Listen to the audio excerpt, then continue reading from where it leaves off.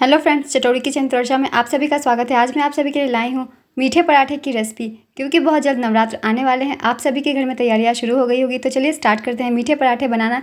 ये सिंपल से पराठे आपको बहुत ही ज़्यादा एनर्जी देंगे व्रत में, और आप इसे बहुत ही जल्दी बना सकते हैं। तो चलिए स्टार्ट करते हैं बनाना। अगर आप चैनल पर पहली बार आए तो चैनल को पहले सब्सक्राइब कर लें और साथ ही इस रेसिपी को लाइक कर दें। अपने फैमिली और फ्रेंड्स के बीच इसे शेयर करें।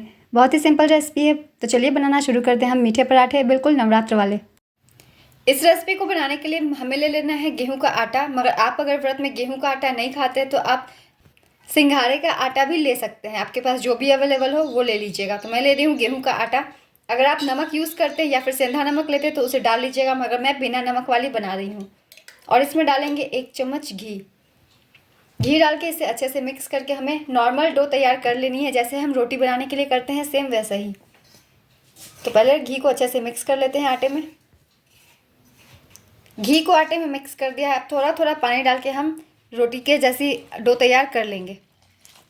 तो नॉर्मल डो तैयार कर लीजिए थोड़े थोड़े पानी डाल के। आटा मैंने गूंथ लिया है फ्रेंड्स। अब इसे हम ढक के रख देते हैं, और जब तक हम इसे ढक के रख देंगे ये सेट होगी, तब तक हम अपनी बाकी की तैयारियां कर लेते हैं। तो इसे ढक कर रख दीजिए। और अब हमें ले लेना है मूंगफली। इसे हमें पहले भूनना है और इसके छिलके को निकालेंगे। तो चलिए पहले इन्हें हम भूनते हैं। कढ़ाई मैंने चढ़ा दी है, गर्म हो चुकी है। अब मूंगफली को इसमें डाल देंगे। तो मैंने 1 कप मूंगफली लिया है। आप जितनी बनाना चाहें उतनी ले लें। इसे पहले ड्राई रोस्ट कर लेंगे। नॉर्मल आंच करते हुए इसे हमें भून लेना है।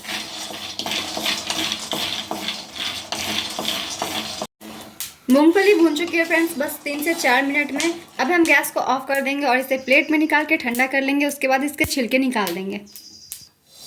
तो अब इसे ठंडा कर लेते हैं। मूंगफली को मैंने छील लिया है। छीलने के बाद हमें ले लेना है इसे मिक्सर जार में। तो इसे मिक्सर जार में डाल के हमें दरदरा पीस लेना है, सूखा।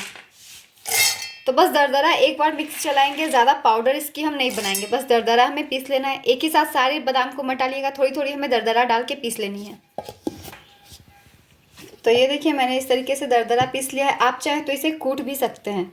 अब इसे एक प्लेट में निकाल लीजिए। इसी तरीके से हमें इसे रफली पीसना है। तो ये देखिए जितने भी बादाम थे सबको मैंने दरदरा पीस लिया है। आप चाहे तो एक कुटनी से इसे कूट भी सकते हैं और कूट के दरदरा कर सकते हैं। तो अब हमें ले लेना है गुड़। इसे मीठा करने के लिए मैं यूज़ कर रही हूँ गुड़ का। जिस कप से मैंने बादाम को नापा था उसी कप से 1 कप सेम मेज़रमेंट में हमें गुड़ भी ले लेनी है। तो मैंने लिया है खजूर की गुड़। आप चाहे तो नॉर्मल गुड़ भी ले सकते हैं और उसे क्रश कर लीजिएगा। तो मैंने इसे क्रश कर लिया है। अब इसमें मिक्स कर देंगे। मीठा आप अपने टेस्ट के अकॉर्डिंग कर लें। अगर आप थोड़ी ज़्यादा मीठा खाते हैं तो आधी कप ज़्यादा भी ले सकते हैं गुड़ को। तो इस तरीके से पहले गुड़ को क्रश कर दीजिएगा। अगर आपके पास खजूर गुड़ अवेलेबल हो तो उसमें बनाइएगा, ये बहुत ही अच्छी बनेगी। तो ये मैंने डाल दिया है। और अब इसमें डालेंगे नारियल। मैंने इसे सूखे नारियल को बारीक काट लिया है। आप चाहे तो डेसिकेटेड कोकोनट भी 3 चम्मच इस्तेमाल कर सकते हैं। बस इतनी ही चीज़ें जाएगी इसमें। अब इन चीज़ों को हम मिक्स कर देंगे।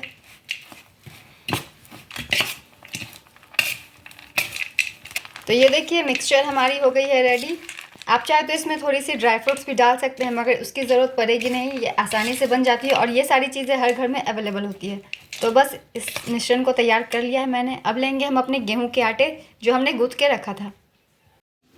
तो हमारे गेहूं के आटे भी अच्छे से सेट हो गई है। अब इसे एक बार और मसल लेंगे। तो ये और भी सॉफ्ट हो गई है। एक बार और इसे मसल लीजिए। तो आटे को एक बार और मसल लिया है। अब थोड़ी थोड़ी हमें लोई ले लेनी है। जिस तरीके से अब हम पराठे बनाते हैं उस तरीके से हमें इसमें स्टफ़ करना है अपने बादाम वाले मिक्सचर को। तो जितनी पराठा आप साइज़ की बनाना चाहें उतनी लोई ले लें। अब इसे गोल कर देंगे। छोटी बड़ी आप अपनी मर्ज़ी से कर सकते हैं। तो अब जैसे हम पराठे स्टफ़ करते हैं उस तरीके से इसे कटोरी बना लेंगे। तो ये देखिए ये कटोरी मैंने बना ली है। अब हम अपने बादाम वाले मिक्सचर को इसमें डालेंगे। थोड़ी कम ही डालेंगे क्योंकि गुड़ जब मेल्ट होगी तो और गीली हो जाएगी, इसलिए। तो ये मैंने डाल दिया है। अब इसके मुंह को हम बंद कर देंगे।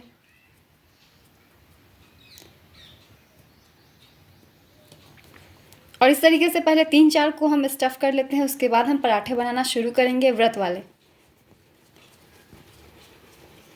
तो तो इस तरीके से इसके मुंह को बंद कर दीजिए और इसे हमें गोल गोल कर लेना है। तो ये देखिए ये हो गई है स्टफ़। अब इसे रख देते हैं। इसी तरीके से 3-4 पहले हम स्टफ़ कर लेंगे। तो अब एक प्लेट पे रखते जाते हैं, उसके बाद पहले हम 3-4 स्टफ़ करके मिलते हैं। तो ये देखिए मैंने इतने रोटी को बेल लिया है, ये भर लिया है। अब इसे हमें बेलना है। तो एक एक करके ले लेते हैं और इसे हम बेलेंगे। बेलने के लिए पहले इसे आप हाथों से थोड़ा गोल गोल घुमा लें इस तरीके से। तो इस तरीके से थोड़ा लंबा कर लेंगे, क्योंकि बेलन हमें इस पर थोड़ी कम चलानी है। तो हाथों के सरफेस पे रख के इसे थोड़ा चौड़ा कर लेंगे।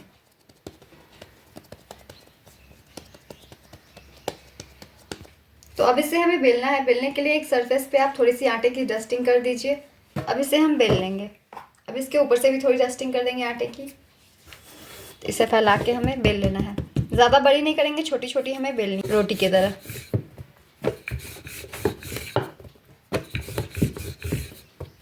तो बस इसी साइज की हम इसे रखेंगे, ज़्यादा बड़ी हमें नहीं करना, सारी चीज़ें अंदर के स्टफिंग बाहर आ जाएंगे इसलिए।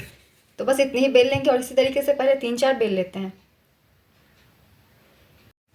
तो ये देखिए मैंने इतनी रोटियां बेल ली हैं। अब चलिए इन्हें सेकते हैं।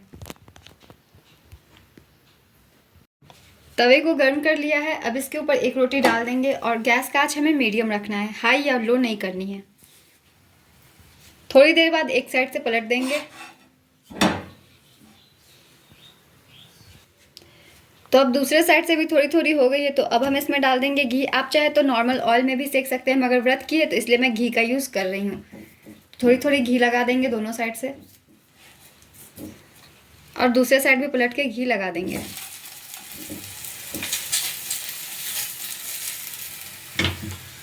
अब इसे हल्का हल्का दबाते हुए इसे हमें सेक लेना है, जैसे नॉर्मल पराठे सेकते हैं वैसे ही।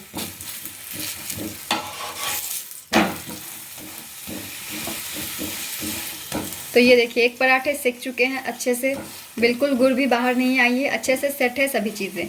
इस तरीके से आप दरदरा सब कुछ करके इसे स्टफ़ कीजिएगा। तो दोनों तरफ से मैंने सेक लिया है। अब इसे निकाल देती हूँ और सारे पराठों को हम ऐसे ही सेक लेंगे। तो इसी तरीके से सारे पराठे पहले सेक लेते हैं। तो सारे पराठे हो गए हैं फ्रेंड्स तैयार, मीठे पराठे आप इसे बोल सकते हैं। आप चाहे तो इसके स्टफिंग में मखाने भी डाल सकते हैं, क्रश करके भून करके। तो ये देखिए मेरे सारे पराठे जितने भी बनाए थे बन चुके हैं। अब चलिए इसकी प्लेटिंग करते हैं। तो ये देखिए हमारे पराठे बिल्कुल बन गए हैं। मैंने इसे सर्व किया है दही के साथ। आप चाहे तो इसे रायते के साथ भी सर्व कर सकते हैं, या फिर आप व्रत में जो भी चीज़ खाते हैं मखाने की सब्ज़ी उसके साथ भी सर्व कर सकते हैं। बहुत ही सिंपल पराठे की रेसिपी है। जो चीज़ें आप यूज़ ना करते हो व्रत में उसे स्किप कर दीजिएगा, उसकी जगह आप दूसरे अल्टरनेटिव यूज़ कर सकते हैं। तो चलिए फिर मिलते हैं अगली एक नई रेसिपी के साथ। मेरे चैनल पर पहली बार हैं तो चैनल को ज़रूर सब्सक्राइब कर लें और इस रेसिपी को लाइक कर दें। अपने फैमिली वालों के बीच इसे शेयर करें ताकि नवरात्र में हर लोग इस तरीके की सिंपल रेसिपीज़ बना सकें। तो आप सब इस रेसिपी को एंजॉय कीजिए। फिर मिलते हैं एक नई रेसिपी के साथ। यूँ ही मेरे चैनल पर बने रहिए और अपना ढेर सारा प्यार देते रहिए।